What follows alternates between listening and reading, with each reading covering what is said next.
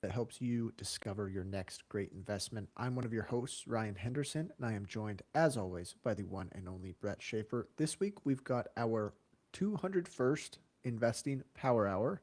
We do these live every Thursday at 5 p.m. Eastern Time on YouTube. So if you ever want to ask any questions, head on over to YouTube, look up Chit Chat Stocks, and you can ask us live. You can also ask us in our Substack chat throughout the week, whatever you want to do.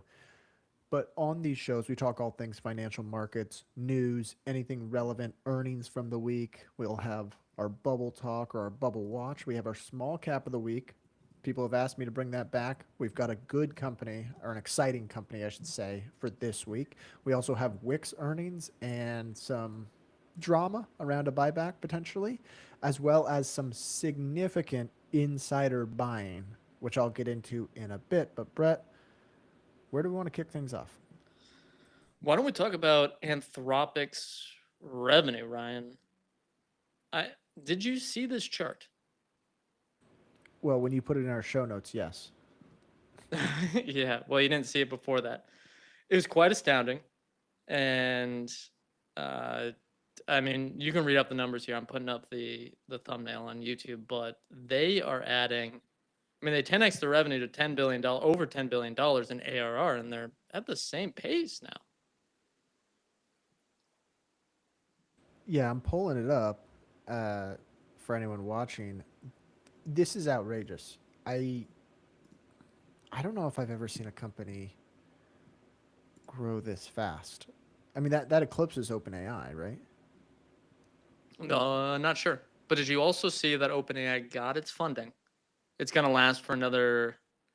Well, we'll see how long this funding lasts, but I think they got their $100 billion. It's been reported for a long time. They finally got it together. Anthropic got its together. And I guess that means the music is still playing. The funding can go, we can keep investing, and I think that will fully bridge the gap to the IPOs, not just for those two, but as well as SpaceX, as they are a little bit different. Obviously, not full, just an AI lab. But I think that will bridge the gap for these massive IPOs that are supposed to be coming later this year. The show goes on, Brett. The show goes on. I mean, so Yeah, these. and Ryan, I should mention your AC is a little loud. I know this is a live show. I don't know if it's possible to turn that off. I can maybe go into a topic first while you do that, or once we get a break. But I'm hearing that on my end. But what were you about to say? I mean, these businesses are astounding, and I'll see if I can fix the audio in a bit. I don't know if I've ever seen a business go from what looks like. Am I reading this right? Basically, $3 billion to 19 billion over a year in revenue. Pretty much. And I think what's most impressive is given the momentum they've been seeing to start 2026, Anthropic specifically gaining market share on OpenAI in both consumer and enterprise, is they went from what? Let's get the exact dates. They were at $14 billion. They are at let's just do end of 2025. $10 billion end of 2025. As of March 2026, their revenue grew ARR, which we'll see if that recurs in succeeding years, because a lot of the it's a lot of experimental revenue for a lot of these companies at the moment. But their pace of revenue, their ARR, is at $19 billion in 2 months. So pretty much doubled in 2 months. And if this keeps up, I mean, they could be one of the biggest businesses in the world by the end of this year. And I want to know when the growth is finally going to stop, because it seems like Anthropic, while not necessarily the tortoise in the race, OpenAI was definitely the hare. And when you see Anthropic come back here and I don't think they have the majority market share now, but their revenue growth has just been so impressive. I want to see what the income statement looks like once we hit the S1, because as I've said before, if you opened a Chipotle and you sold burritos for $1, you get a lot of demand. So yeah, they have impressive technology, but are they, what are the unit economics looking like today? And I know they can spin things on what the economics look like, but let's see the full numbers first. Yeah, the only thing I'd caution here is that these businesses are not intended. A VC backed business that is growing at the rate they have, the venture capital firms typically encourage them to spend as much as they can because they're generating Sure. good returns on their investment. So I wouldn't, I would be shocked if they dropped an S1 and you saw like 50% operating margins. Well, they're not going to have that, but maybe let's look at what the gross margins are. True. Yeah, I am curious. A business that's very compute intensive, what, how much that really hurts them on the revenue side. Hmm. I I know it feels like every enterprise is using Claude. Maybe I'm overstating that, but I would be curious around some stats on like what percentage of Fortune 500 businesses have and Claude seats. Yeah, yeah, definitely. I mean, it's got to be a lot given that revenue, but I thought that was a fun way to kick things off. I was absolutely astounded to see that revenue chart. And the fact is, they just started generating revenue like 3 years ago, something like that. Yeah. I just recently started using like AI agent for Sheets, like or Excel. I use Google Sheets. It, these things are, I mean, they're helpful. Yeah, they are They definitely truly helpful. are. Oh yeah, 100%, 100%. All right. What else do we want to talk about this week? We have some earnings from companies we follow: Wix, Real Brokerage, Nelnet, three that I follow closely. We have questions around Coupang, Mercado Libre, C Limited, the Amazon clones. We have questions on from the Substack chat, geopolitical risks, thoughts on Burry buying Adobe, new bank, software stocks bottoming. I don't want to jinx it, but maybe it has. Anything interest you, Ryan, as the second topic here? Let's go insider buying Okay. because there was a series of, I think it's like the window is open basically for them to buy. I think I'm not sure what the windows are, but there's certain timing where they can't be purchasing shares in the open market. But there were some notable insider buys this week that are probably worth calling out. So I'm going to rip through some of these. Stop me if you want, Brett. But let's see which of these is signal and which of these is just noise. So Anthony Noto, SoFi CEO, bought $1 million worth of SoFi shares. Noise. Noise, okay. What's Jared his net worth? Isaacman. Yeah, I mean, it's not. Some of these maybe I should have gone back and got more context around like what's their transaction history prior, because sometimes it feels like oh it's only $1 million, but if they've made recurring purchases over the years in small gulps, that's maybe more signal than noise. The second one here, Jared Isaacman, founder and former CEO of Shift4. He's the director of NASA now, so I don't think he's allowed to be the CEO of Shift4 anymore. He bought $14 million worth of Shift4 stock. Not a small amount, I don't think. Uh, I don't know his Shares have personal. absolutely puked too. Yeah. I'm not sure why.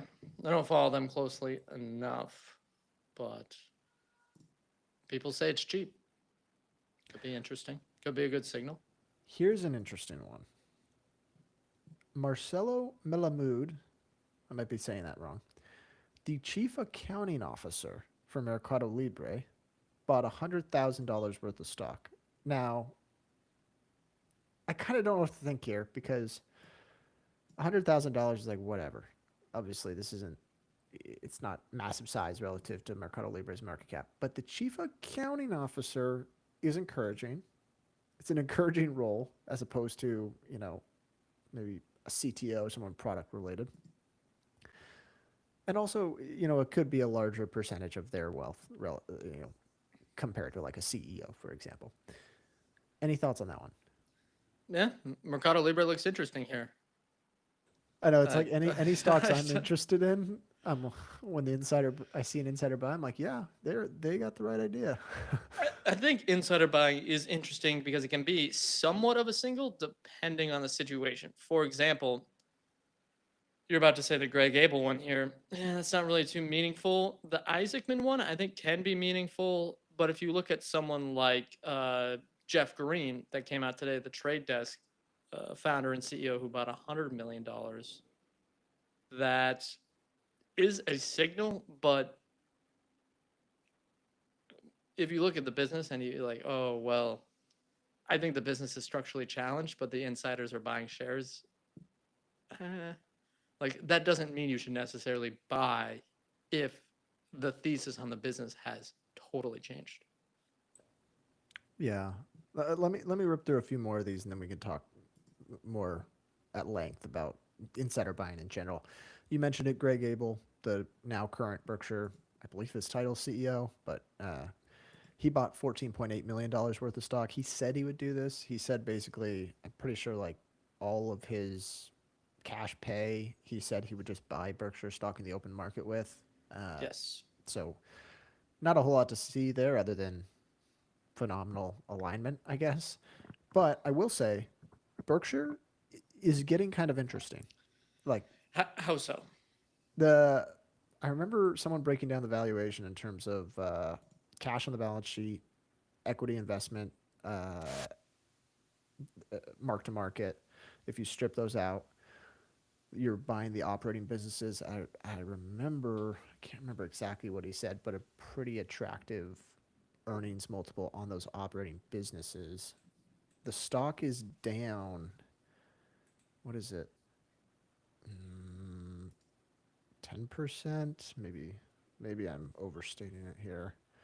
Uh, but I remember seeing basically stripping out cash and equity investments, you've got a decent operating earnings multiple here. And I do think all those predictions about distributing the cash in some way or another, I think is going to come to fruition. I could see a world where they just dividend it out, or at least a good chunk of it, which would be, I think, nice for shareholders. Well, they started repurchasing stock again, so maybe that's the way they're going to do it. Who knows, though? And they're going to pile up even more cash on the balance sheet every year, unless there's some insurance anomaly that happens every once in a while. I just have no interest in Berkshire. It's been boring for a long time. Hey, It's if so you want to go to the big. meeting, you got to buy a ticket. You got to buy a share. Yeah. Actually, I Oh, don't I remember don't if you know. actually have to. I can't. Now, only you have like 3 guest passes, I think, per person. If you remember this That's right. Yeah, yeah, yeah. All right. Well, maybe we can talk Berkshire potentially another time if it at gets the really meeting, interesting. yeah. Yeah. It's just yeah, they're buying back, so maybe they think it's cheap, but sure it's gonna do fine from here. Is it gonna be a miracle results? No, like that's just not how it's built. No, and I should say if there were if markets hadn't puked, or when I say markets, we're almost at all-time highs. If my portfolio hadn't puked over the last month or so, I'd probably be more encouraged to deploy some into Berkshire. But if it is cheap, it seems to be coinciding with a lot of other stocks that I also think are cheap at the same time. So yeah, it's a little mature to be. It's hard to get that excited about, honestly. I Let's know, talk. yeah. Like if there's much better options on your watch list or in your portfolio, yeah. For example, Nelnet, smaller Berkshire, growing quicker, longer opportunity to grow. I do not understand why you would buy a Berkshire over them. Yeah, yeah, that's fair. Okay, last three here. James Shelton, director of Duolingo, bought $500,000 worth of stock. Now this one was kind of interesting. KKR, both co-CEOs. Honestly, I didn't know they had co-CEOs. Uh, Bought about $4.4 million worth of stock at the same time, and a director, Mary Dillon, who I recognize the name, can't remember why. Sh- she bought $2 million worth of stock. My opinion is when you have to sync it up and have both co-CEOs buy it at the same time, it feels a little like planned. Like, okay, we're gonna show here's a show of strength that both our CEOs are buying and they're buying the exact same amount. And also like you couldn't I don't know, you couldn't go out and do it on your own. You had to do the same amount. It just feels all a little more signal than noise. But side note, KKR and a lot of these private equity businesses in general, or big asset managers, are in major drawdowns. KKR is down 43%. There's a lot of people that say the private credit blowup could happen. I have no idea if the blow up or if there's terrible loans or what have you within these markets is going to happen, or if it happens, how severe it will be. But it's just not something I want to play in where, yeah, there's a chance a lot of these companies, a lot of these funds just do extremely poorly. Is the juice worth the squeeze? I'm not sure. Okay, last one here. You already mentioned it. Jeff Green, the Trade Desk CEO, bought $148 million worth of shares, which is significant. It's significant for him. It's significant for the company. So, just to double check prices here, the Trade Desk had a market cap prior to this of, I think, just over $10 billion. Yeah, just over $10 billion. So basically bought 1% of the company in one go of it. On the one hand, I think this is quite a sign of confidence. But on the flip side, I there's a part of me that thinks sometimes founders and CEOs are almost too close to the business to maybe recognize if there is something structurally wrong. Obviously, they have more information than we do, but like if they are getting disrupted, it's sometimes hard as a founder of the business to admit it. Sure. I mean, you've never met an executive team that's not bullish on their own company. If they weren't, why would they be at the company? It's an extreme rarity. With Trade Desk specifically, yeah, I think they're structurally challenged in the ad market. I think it's a very tough space to play, and I think Amazon's taking a lot of share from them. Sure, does Jeff Green have skin in the game? But I honestly think skin in the game is overrated. I think someone on a mission is much more important. For example, Interactive Brokers. I mean, Petterfee is getting older, but the team that's there is still on the mission that he started. Airbnb on a mission, Adyen on a mission, Mercado Libre on a mission. I could go down and down. Remitly, even though Oppenheimer's stepping back on a mission, it doesn't matter exactly what they own of the company, but they're in it. That's a cringy term, but they want to win. You didn't want to say in Because it to win it. yeah, I did not want to say that. That's what popped into my mind. But I think listeners understand. It doesn't matter that they're buying the dip with you. Like clearly they're bullish. They're running the company. They would have to be optimistic. You're never going to not find an optimistic CEO running a company. But it's much more important in my view if someone's focused on like, oh, we're going to win this market and do well by shareholders. Like you can just see that, and it, like for example, it wouldn't matter to me how much of IBKR Petterfee owned. Like it's 10, 20, 50%. I think it's even higher than 50%, honestly. But it's his rhetoric, his actions, the culture he set up that's much more important to me. Costco, another example.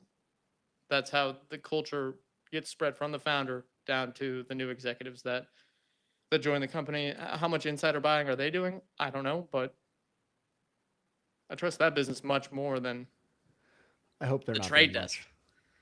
Yeah, it's been it's premium valuation. It has been for a long time. What are your thoughts on that idea? Yeah, I agree. Although I'm not averse to the founder that is motivated by money. If they are in it for the long run, if you get a set like if they know that the long run motivation by money is their shares being worth more, that Sure. and sometimes it's kind of hard to draw the line between like every founder is like a mission led founder, or they at least advertise themselves as that. But there really are, and you can really see it with companies that drive down price, like customer price. It's rare that you'd ever do that if you weren't focused on the long run. Uh, especially if you're already gaining market share. So marketplaces are kind of a good example where it's sort of easy to do that. I mean, you saw that with Bezos, like wanted to drive selection and price, more selection, faster shipping times, lower price. That I mean, that was that to me was sort of a mission led founder. Costco's probably another good example of that.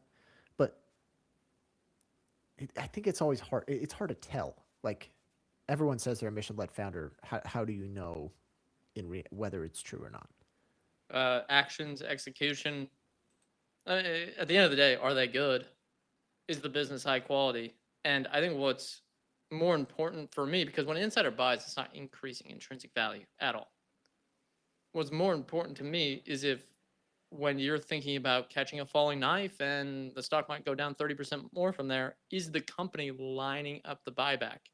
That is a much bigger signal for me. 100%. And actually, it's funny how much people champion insider buys when you should be championing buybacks because, like you said, it doesn't improve the intrinsic value. And if anything, it's you could make the case like Mark Leonard that you're actually taking advantage of misinformed shareholders. Like Mark Leonard has famously said, like we're not going to buy back stock because we're well. In this case, I'm going against my example, but basically, we're not going to just be driven by the price of our stock. We don't really care. Yeah, I The just disagree. He's an extremely smart man. I just disagree with him. People need to take accountability for their own lives. I don't really understand that philosophy whatsoever. it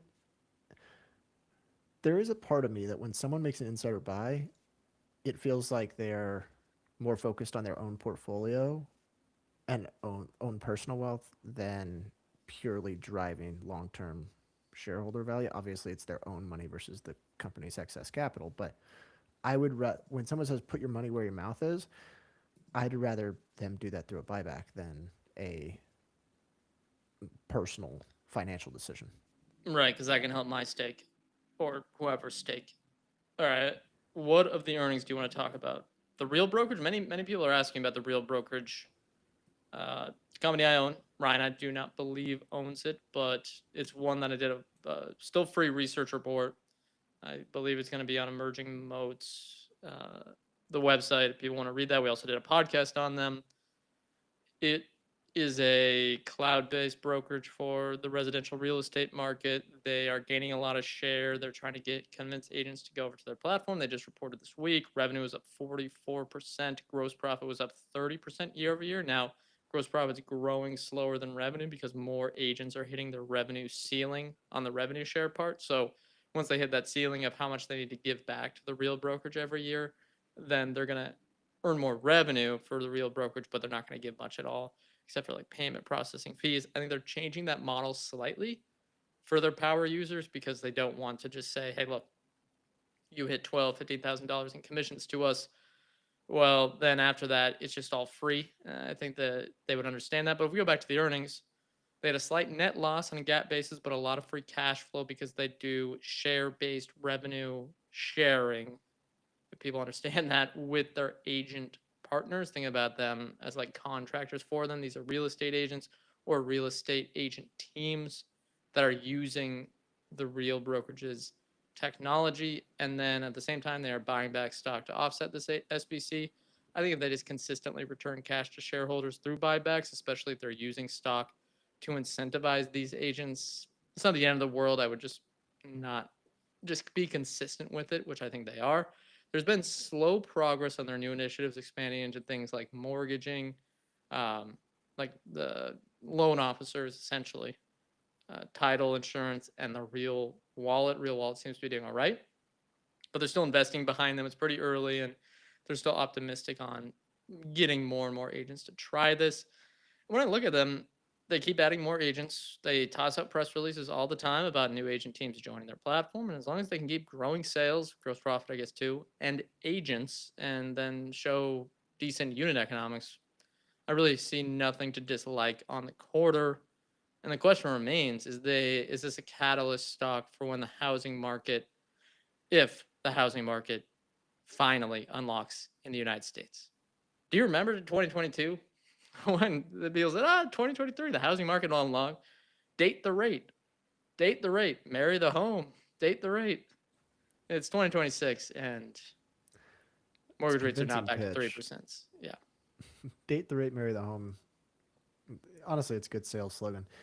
Remind me a bit of how the real brokerage model works. So these agents are basically independent businesses or hmm contractors, and they use real brokerages like platform. Brokerage, cloud brokerage. Yeah. So same as a Coldwell Banker, Windermere, Remax, I think. Some of the larger ones out there, 21st Compass. Century. The Compass is another cloud-based brokerage that is acquiring a lot of these companies, which is throwing a curveball into the industry. But I think the real brokerage will do fine despite that. Those are traditional ones where it's a similar model where you do revenue sharing with the brokerage that processes the transaction, similar to a stockbroker, how that would be. But with the real brokerage, it's all cloud-based. They are a white label solution for these real estate teams. They do a lot of the back end work for them. They want to increase the back end work they do over time, including helping with financing, working capital, title insurance, stuff like that. They just want to make the home buying process extremely easy, and they're convincing people to join them because they seem to have a better technology solution. You don't want to get the, you know, I go into more depth in the research report, but the Coldwell Bankers of the world will give a good picture like, oh, you need to join us. We're a name brand, but you have the overhead costs similar to a legacy bank versus an online only solution. You have them tied to this brand where you can't make your own brand in real estate with yourself or your team. You have to be under Coldwell Banker or Windermere or what have you. And you almost get stuck to them. And then real brokerage gives better revenue share because they have much lower overhead costs. And they've been aggressing in marketing and revenue sharing at the start. But if they can land these customers, which are the agents, get them to be successful with them and lower churn, which they are lowering churn, I think they can be successful over time. Yeah, I could see how that would work, and I could see agents being attracted to this model. I don't really understand the appeal of, hey, we're Coldwell Banker, we're a brand name, we're a household name. No pun intended. Buyers like it, sellers like it, trusted. I don't get that. You're buying the You're home. You're younger not though. buying. I mean, I know. I'm in that process now, and it's like I'm kind of like I feel like a lot of the discovery process now for home buying is done from the buyer. Like maybe I'm wrong, maybe I'm not thinking about it correctly, but I think a lot of people do Zillow surfing and they just find whatever agent Eh, is the one they know, or even try I to don't think reach that's out to the seller. 100%. I understand. I understand what you're getting at, and I think that's happening over time. But there's still $2 trillion of deposits at Bank of America earning nothing. There's friction out there, and people have existing relationships. If you bought or sold a home with a specific person before, friends and family, you understand that. But the most important thing is convincing an existing agent who is paying more to Coldwell Banker, that's maybe successful, been around for 5 or 10 years, and the real brokerage sends him an email, cold outreach, and says, "Hey, look, tell us what you're given to the Coldwell Banker, and we'll tell you what you can do on your own. We'll supercharge your own brand." People know the stereotype of the real estate agent. They want to be almost that very salesy, like almost an influencer, right? That's part of the ideal. And you don't want to be Coldwell Banker. You want to own your own brand as the white label here. And I think that's why they're gaining market share and will continue. Even though there's direct competition, they just seem to be the one that's executing the quickest. Full disclosure, I do own shares, very small position, but it's one where I think high risk, high upside. All right. Should we talk Wix earnings, or do we want to do small cap of the week? I'll take a break and you can do small cap of the week and then we'll talk Wix earnings, which maybe as a teaser. Uh, a lot of good. I mean, the stock's doing great, but they never make it easy on trusting them, which we'll get into. But let's talk your small cap of the week. There was some recommendations in the Substack chat. We'll get to those in future weeks. We have 52 in a year, so don't worry about that. Genius Sports. I don't think I've ever heard of this company, Ryan. So take the listeners through it. Yeah, so Genius Sports is basically a data provider for the sports industry. So think S&P Capital IQ for sports, or honestly, even it's probably even a little closer to like a Fiscal AI for sports. It's there's actually some very similar dynamics here. All right, listeners, drink. Ryan mentioned Fiscal AI. If you have a Yes. beverage in hand, now is the time. The so basically, in terms of how they aggregate the data, and okay, having been a part of a data business for a while, there's basically a few things that I think you have to figure out. Is A, how do they get the data? B, is that sustainable and differentiated? Like, do other people have the same data, kind of thing? And then who are they selling it to? So in the case of aggregation, they are they basically have a bunch of cameras throughout stadiums, uh, as well as some like algorithms that they've developed for like tracking player movement. They also have manual statisticians that they send to record data to a bunch of games. And then they have integrations with those GPS tracking tools that are usually worn by players. I think a lot of people see them if they watch soccer. The soccer players have these kind of like bib looking things that, There are other sports that have these, Ryan. I know you only watch soccer, but yeah, I'm thinking about like, the other sports have them as well. The helmets, there's a lot of that in American football as well. is that where they track it in the NFL? Is the helmet? Ooh, that's a good question. I think they have a lot of data points. Ever seen those ads? Powered by AWS, trillions I've of data seen, points. yeah. Every ad break. I think it's something along those lines. I'm sure Genius is in that as well. So basically, they get exclusive licenses, not technically exclusive, but sort of exclusive licenses from the leagues to be the data collectors.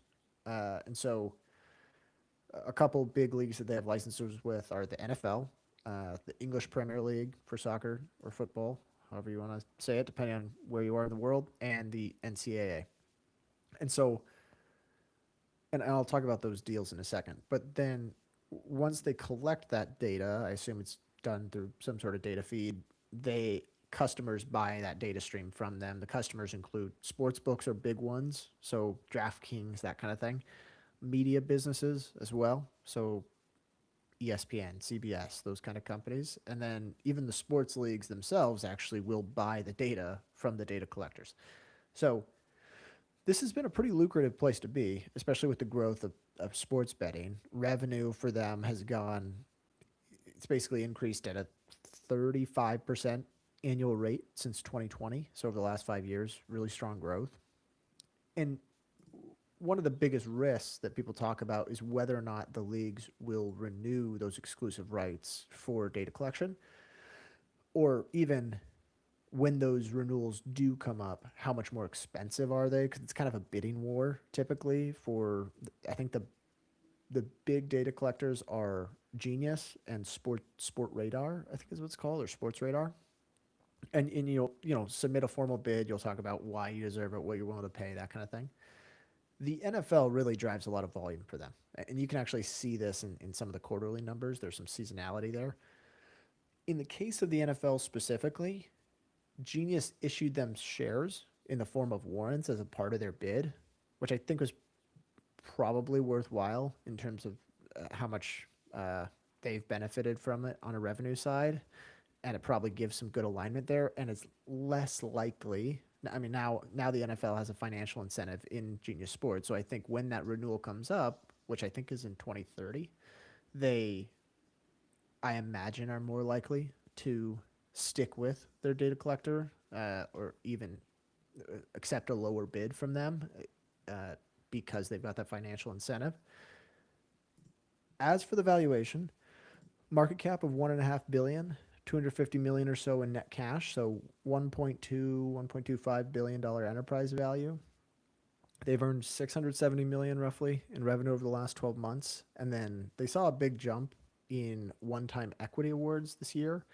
A lot of that was some of these warrants. I think warrant conversions from the NFL, but also there was apparently executive equity awards as well. They said one time, I kind of shrug my shoulders at that. I didn't. This is my small cap of the week, so I didn't dig deep enough into that. But I'm That pretty makes sure. your eyes squint whenever you're, oh, it's one time equity awards. Okay. Yeah, the free cash flow is legit. Well, aside from the stock-based compensation, but nevertheless, they are generating cash every year. $65 million in free cash flow, $136 million in adjusted EBITDA. Take that with a grain of salt. So it's about 18 times their cash flow, 9 times adjusted EBITDA. I'm pretty interested, honestly, in this business. I the I need to get a better sense of where margins are going, but directionally, I think this data is going to be more and more in demand over time, and they're going to keep improving the data that they can offer to sports books and media companies. And I would think the NFL's pretty incentivized to renew with Genius. So I don't know. I'm interested. Any thoughts? It's interesting for sure. It reminds me of one of the acquisitions that gambling.com group uh, acquired. It's one of their fastest growing businesses as well. I'd like to know how they relate. Maybe Genius Sports sells to them. It's definitely something that I'm very interested in. Seems like similar to Electronic Arts. Sorry, I got something in my eye for anyone watching. Similar to Electronic Arts with Madden, when you locked in that contract, you're going to be the one that does it, and no one's going to want to go to someone else because why are they going to offer a much better product as long as you're not like totally botching the situation? One thing I was looking at while you were talking on Fiscal AI, and it's a good time to mention, as usual, we're getting past that holiday season, and this is when people are looking to maybe purchase things, new software programs to help their investing and personal finances. And that would be, I would recommend Fiscal AI, Ryan's employer, our longtime partner.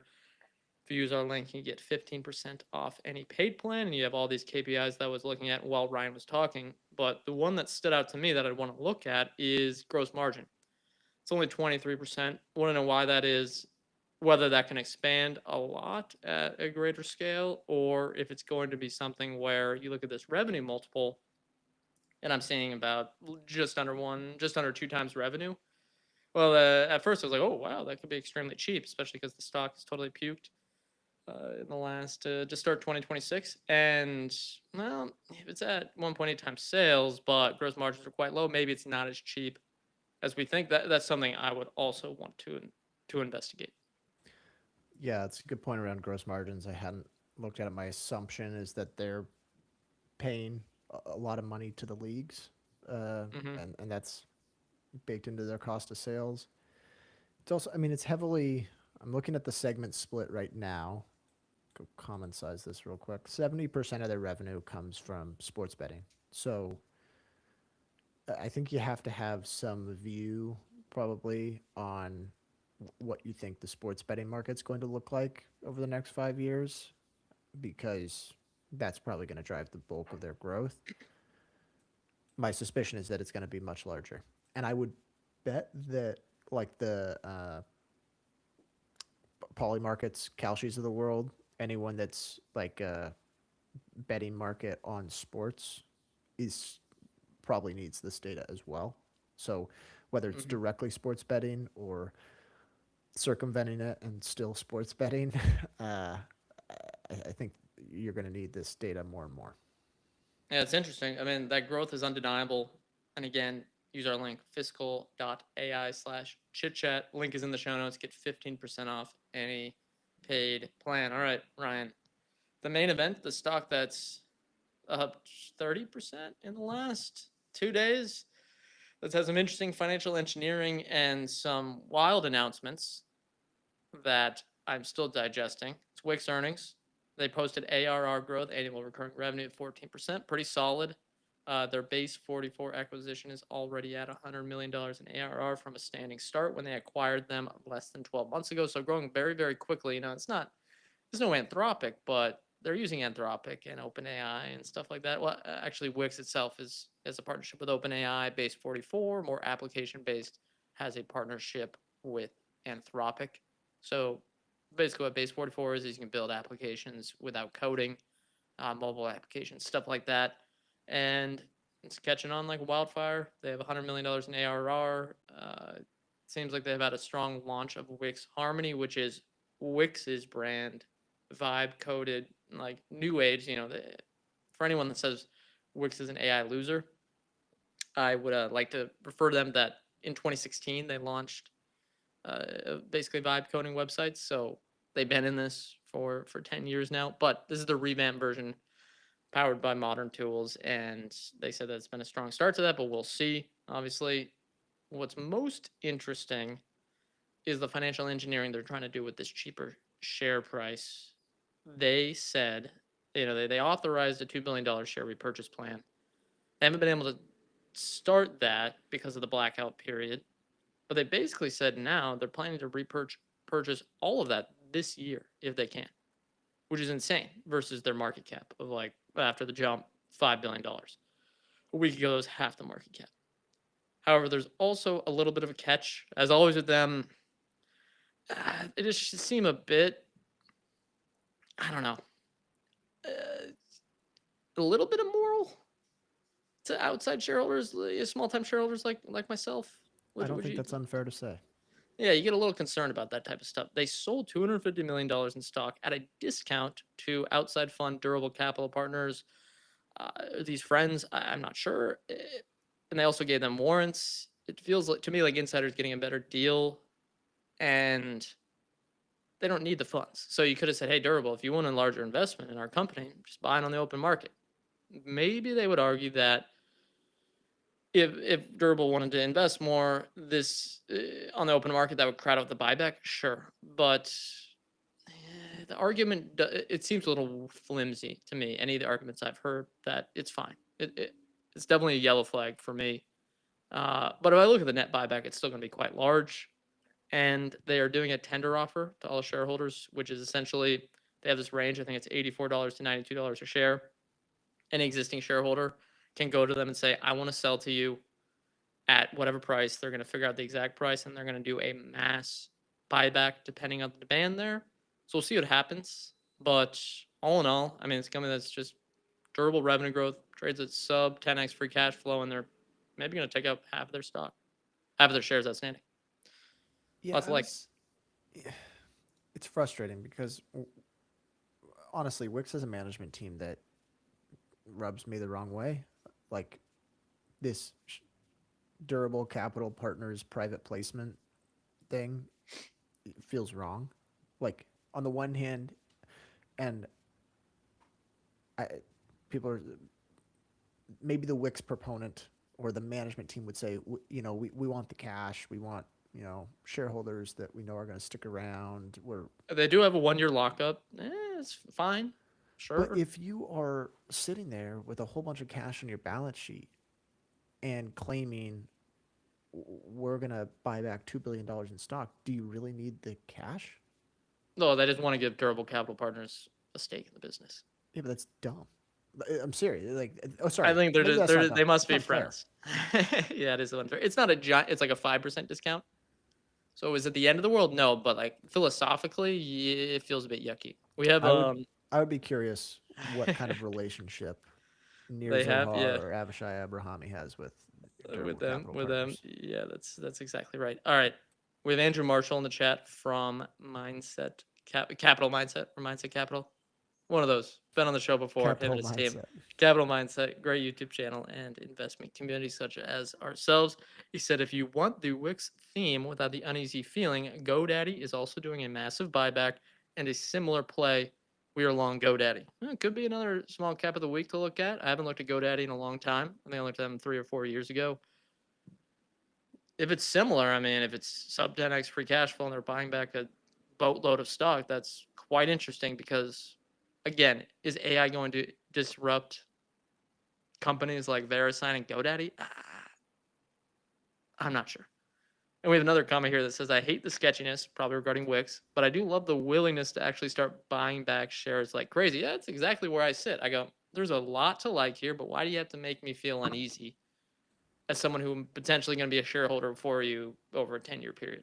You have to, yeah, I think with Wix, you have to separate your emotions from this investment. You can make money because of the buyback, but date it, don't marry it. Just to steal The opposite. Yeah, yeah. a philosophy there. Let me share a chart. Their shout out to Fiscal.ai here, and get your thoughts.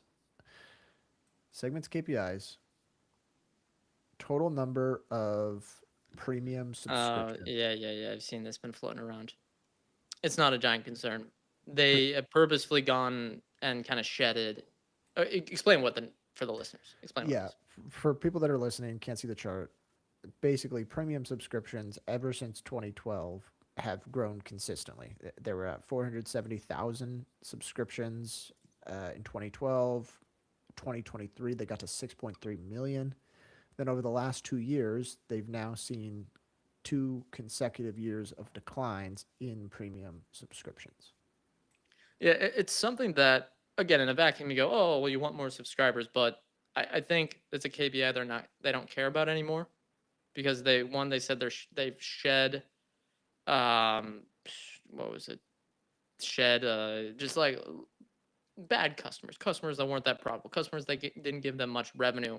And what makes me believe them is if you look at their quarterly cohorts, they have a very nice chart that they give on every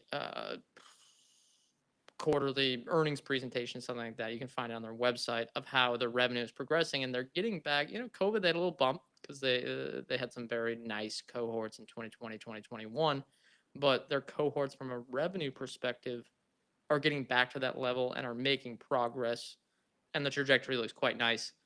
If you just for example, let's say you have a really small website, you're paying not much money. Wix maybe historically could go, oh, if you're about to leave, why don't we give you a really big discount to stay because our unit economics are so strong? They decided not to do that. They're targeting partner revenue. I mean, we saw that with Wix when we had our own website for the investment fund. They would do the same thing. It's part of their marketing plan. They're targeting more, again, small business customers, the partners revenue, which is essentially design teams that use Wix's tools. And now they're going more into adding on these vibe coding stuff for both applications through Base 44 and website development with Wix Harmony, which they said that will get fully deployed across all of the Wix product portfolio in due course. You know, they have a partnership now with OpenAI, so you can start vibe coding your Wix website through ChatGPT, which I think is very, very smart because if you go to ChatGPT or Gemini, I actually tested this when I wrote my research report on Wix and I said, hey, I'm looking to build a website. I'm a restaurant in this area. I need menu and whatever, some different connections. Like, hey, I want to have my menu online. I want to connect to the delivery platforms. I want stuff, some basics. And Wix populated as number one for a small business. They also said, you might want to have some different point of sale solutions if you're more complicated, but that, was nice. And then the fact that you have this partnership with ChatGPT, where if you go on ChatGPT and say, yeah, I want to build a website, they're going to say Wix is your first option. That's quite nice. And you can start it directly from ChatGPT. I mean, there's 1 billion users now. I think that's quite nice. Let's see. We have a question. What is vibe coding? It's no coding. Coding. It's essentially using LLM prompts or using your ChatGPT, your Claude, your Gemini to build applications without actually coding in the terminal. I don't know. And I don't know if that question was in jest or not because it's become sort of like a meme yeah, and exactly. taking market But space again. But I think, look, I can't forget if I gave this stat out last week, but only 0.3% of the global population pays for an AI premium subscription. So the amount of people that are vibe coding things and know what it is, I think is lower than we think. yeah, I think the Twitter echo chamber might make it feel like the whole world is following it when I maybe mean, you work for a they're not. vibe coding company, right? Almost, somewhat Maybe not adjacent. vibe coding, but yeah, it.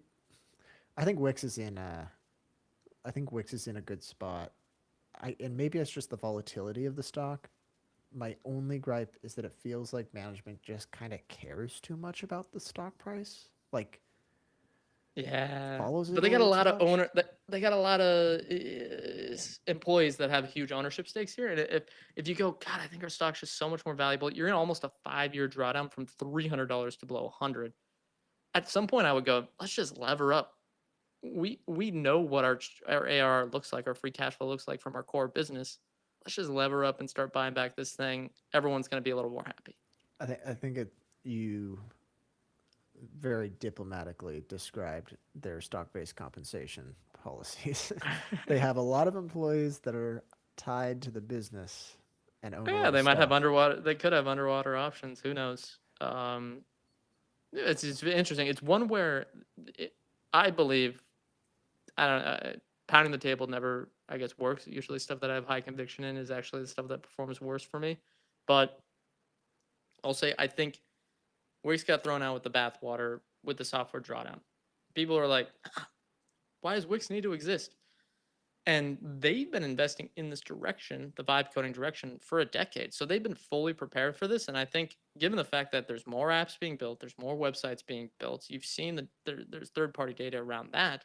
Well, if they're the leader in the space, they've been investing in AI vibe coding websites for a decade, and there's more websites now being built. There's better tools for them to utilize. Isn't this incredibly bullish for them? Uh, I don't know. You tell me. Yeah, I think they're in a good spot. Let's take some of these listener questions here because we got a few to potentially get through. Uh, First one, thoughts on Michael Burry buying Adobe? Brett, any strong takes here? Did he buy Adobe? Because in the Substack chat that said question mark. He's been tweeting about it. Uh, We're gonna decide this throughout the year, but I might be on team cancel the Burry subscription. Cassandra Unchained, thumbs down for the renewal process, Ryan, because he tweeted that they should acquire Midjourney and any other tool like that. And I was just thinking, are you serious? For what? They're gonna get them for $3 billion? It's just a huge waste of capital. Yeah. Uh, so, okay, Michael Burry's not going to care because I don't think he listens to this podcast. But He's got a lot more money than us. and Talk about ARR. he is very bright, but I think he gets in his own way a lot. And you are right. I think the Substack has been a little underwhelming. I was hoping we can have a we can have like a spectrum, like the fear and greed analytics. Are we canceling by December 2026 or are we keeping? Yeah. You could turn things around, but right now we have 2 votes for cancel. Individual stock analysis, I love what he does. But a lot of them have just been like market overvaluation think pieces or very granular things about companies accounting that might not matter that much. The I don't know how people found out that he bought Adobe. I don't know if he said that or something, but I don't think it was a part of his 13F, and he didn't publish it in the Substack, unless I'm mistaken, unless there was something in the chat. But I don't understand why they would buy Midjourney. I've used Midjourney; it's a helpful tool, but Adobe's has integrations with all the text to image and text to video generation models, so I think being the agnostic player makes the most sense actually. So you don't have to like you can kind of meet the customer where they are in terms of what tools they use. Like if a customer really loves Nano Banana or whatever, I can't say that company without laughing a little bit. That product, I should say, or whatever the image or video generation model is, like let them use it, let it be a part of their Adobe workflow, let them iterate and edit that file on Adobe right there in the ecosystem. That makes more sense to me than them paying up for Midjourney. So Figma, Canva are much more important, yeah, and stuff like that. uh, I mean, what do I think of Burry buying Adobe? It doesn't mean much to me, honestly. He You also, still a shareholder, Ryan? You still a yep, shareholder? I It's am. come back a little bit. Has this leads to another question? Has the software? We're totally jinxing it, but have software stocks bottomed? I kind of hope not because I didn't really buy as much as I was hoping to. I was hoping it would kind of sit at those multiples for a while. You Some of want these three software months companies. of 3 months of getting your paychecks, putting that Yeah, money in the account. Yeah, yeah, yeah. Yeah, I want my cost basis to come down on some of these and other businesses too. I mean, Adyen, I don't know if they've traded back up with the software companies, but I mean, They're I'd back like to. closer to 900 now, so it's gone down a little bit, which is nice. I'd like to buy more shares in a lot of these businesses, so I kind of hope it has not bottomed. Might be greedy thinking on my part, but it's possible. It really is possible. And I think you're right. Like it has to climb the wall of worry because there's not going to be a single quarter that it's like, well, that's it. AI didn't take over. Like these software stocks are fine. Like there's going to be something to point at with every company for, the foreseeable future where AI could be disruptive. It I feel would, like it's almost like Amazon back in the day when they would announce a new target, well, that's pun intended, uh, a new area they were getting into, and then the entire sector would sell off. They acquire Whole Foods, every grocer's sells off. They're trying to get into Amazon Fresh, Sprouts Farmers Market. There was a whole bear case for 3 years on that, and you got to climb the wall of worry. But eventually, that Amazon shine of, oh, we're entering this market, everything sells off 20%. It stops because a company can be good at some things, but they're not going to be. Even Anthropic, that's the fastest growing company in history, is not going to be good at everything. I doubt they're going to have the like. You just have a culture of, you know, what you're good at, and yeah, it that starts with was, the executive team. Like that, it feels similar where Anthropic announces something. We're getting into financial analyst, and people are like, "Oh, I just vibe coded a Bloomberg competitor." We'll it, see. yeah. It was like when Claude had like, we're launching Claude for Excel and Microsoft sold off a little bit. It's like, this It's in is Excel. helping Excel. Like more people will build on Yeah, Excel. yeah, it's true. That's true. Uh, anyway, we don't have to do the full software Mageddon discussion Okay, all over again. It would be funny. It would be funny if Jack Dorsey firing half of his staff for AI was marked the bottom.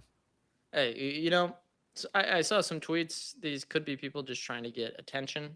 There's a lot of stuff on Twitter that is I know is fake, and then I worry about what stuff I don't know is fake these days. It's not as much fun to spend time on there anymore. But there's something that said basically they were big head from Silicon Valley, and they're like, I got acquired by Block, and I basically just chilled on the roof in San Francisco for 3 years.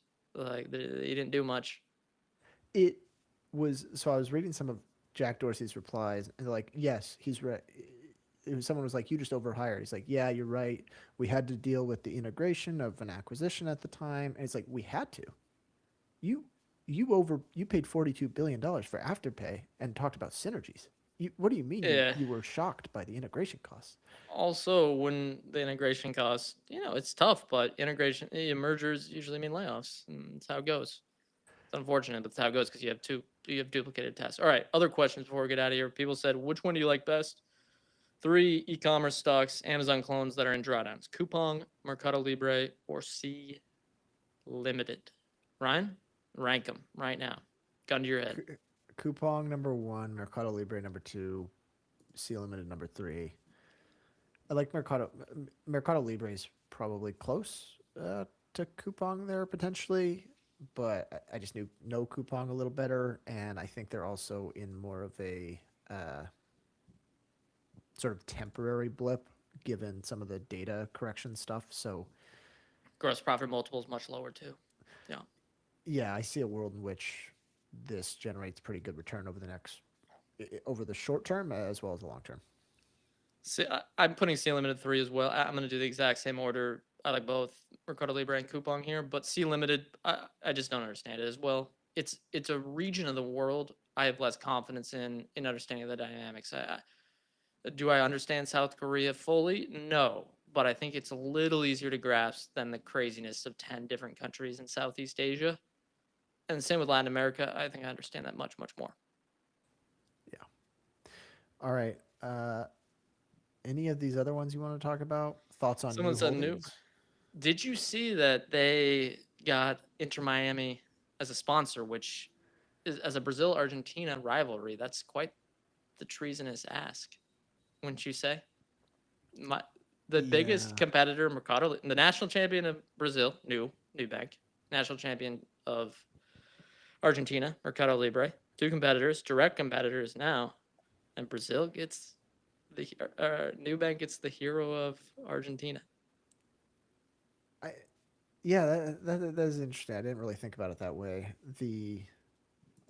There is obviously a lot of like Inter Miami, the soccer team, has kind of become synonymous with Argentina now because not only Messi, but they've bought a lot of Argentine players. So it could be The smart double play. Nubank enters Argentina and the United States. Yeah, the other part is there's just a lot of Latin Americans in Miami. So Yep. uh, whether it's Mexicans, Argentines, Brazilians, Caribbean. Yeah. Colombians, I'm Yeah. sure Nubank operates, I believe, in Colombia as well, right? That's the three countries. Yep. Brazil, Colombia, Mexico, but they haven't entered Argentina. Mercado Pago's kind of got that unlocked. All right. Any other Well, listener questions? let's do Bubble Watch. This is something you probably saw, Ryan. Have you thought of our good friend from what's the podcast? The All In podcast, Chamath? I did see this. Yeah. So someone said, and they may have been joking, but some said there's a big Twitter response. How about all the scams through your specs? You never came clean about it. Millions of customers lost money. Chamath replies, BS. Some other guy named the dude from whatever that movie is. Uh, Not BS. I invested in all of them. Your pitches were compelling, and I lost tons. You made tons. Why? And then Chamath says, and I'm thinking this could be another meme that we could use throughout the years, Ryan. Then you generated capital losses. Did you use those yet? Have you thanked Chamath, Ryan, for generating capital losses for you? This is what I tell my friends who invested alongside me in Portillo's. Stock's down 50%. What happened? Use the welcome. tax write-off. You're welcome. Catch us harvesting. You're welcome. Yeah. Look at that So, tax okay, bill. honestly, I'm a little disappointed that we're talking about this because I am convinced there's no It, one better on the internet at rage bait than Chamath. He knows that's a dumb thing to say, yeah, but he knows it'll get engagement. The only thing is, this engagement in this case, it surely is not helping him in any future endeavor. yeah, let's see. Has the All In podcast produced an episode in a long time? I think they haven't. I'm checking on this. After a certain no, damn, they started doing them again. Never mind. Never mind. There was a certain list. There's a certain person on a certain list. We don't need to get into it. I was curious we'll if they leave it started. Yeah, we'll leave it there. But I agree with you, Chamath. Unfortunately, yes, I fall for the bait because it is hilarious. Yeah. I mean, he's got charisma. Have you generated? It's kind of like who's the older 2020 legend, Peru Saxena. Yeah. Do you like accounting or do you like making money? Yeah. I think we'll leave it there. Yes, this was a bad look for Chamath, but an attention getter nonetheless.